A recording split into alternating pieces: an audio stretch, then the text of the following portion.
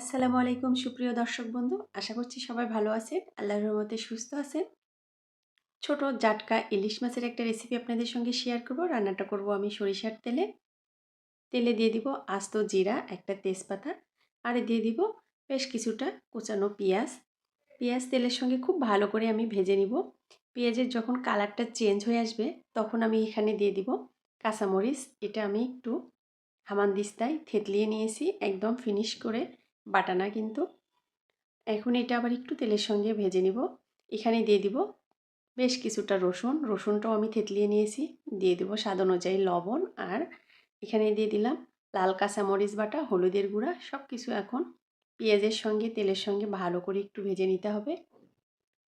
মশলাটা খুব ভালো করে কষিয়ে নিতে হবে, তাহলে রান্নাটা খেতে বেশি মজা লাগবে। আর আমি এখানে আদা রসুন বাটা দিতে ভুলে গিয়েছি, তাই পরে আবার এখানে দিয়ে দিলাম একদম ফ্রেশ আদা রসুন বাটা।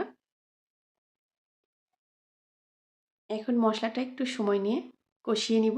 এখানে দিয়ে দিব একটা টমেটো, আর এখানে দিব আমি সাদা সরিষা বাটা। সরিষাটা আমি ছাঁকনা দিয়ে ছেঁকে শুধু পানিটা ব্যবহার করব।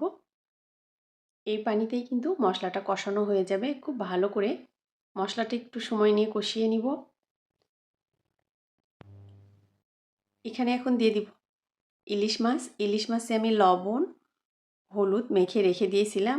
ছোট সাইজের ইলিশ মাছ, অনেকেই ছোট সাইজের ইলিশ মাছ খেতে পছন্দ করেন না, টেস্ট পান না ওইভাবে, কিন্তু এইভাবে একবার রান্না করে দেখতে পারেন। এভাবে রান্না করলে কিন্তু টেস্টটা খুব ভালো আসে। এখন মাছ আর মশলা খুব ভালো করে কষিয়ে নিব। উপরে যখন খুব ভালো করে তেল উঠে আসবে তখন এখানে আমি দিয়ে দিব ঝোলের জন্য পানি। পানিটা দিয়ে বেশ কিছুক্ষণ একটু আমি রান্না করে নিব। মাছ রান্না করতে তো খুব বেশি সময় লাগে না, অল্প সময়ে রান্নাটা হয়ে যাবে। নামানোর আগে এখানে আমি দিয়ে দিব ফ্রেশ ধনিয়া পাতা কুচি। এটা অপশনাল, ধনিয়া পাতা কুচি না দিলেও কিন্তু এটার টেস্ট অনেক ভালো আসে। বাসায় ছিল তাই আমি একটু দিয়ে দিলাম।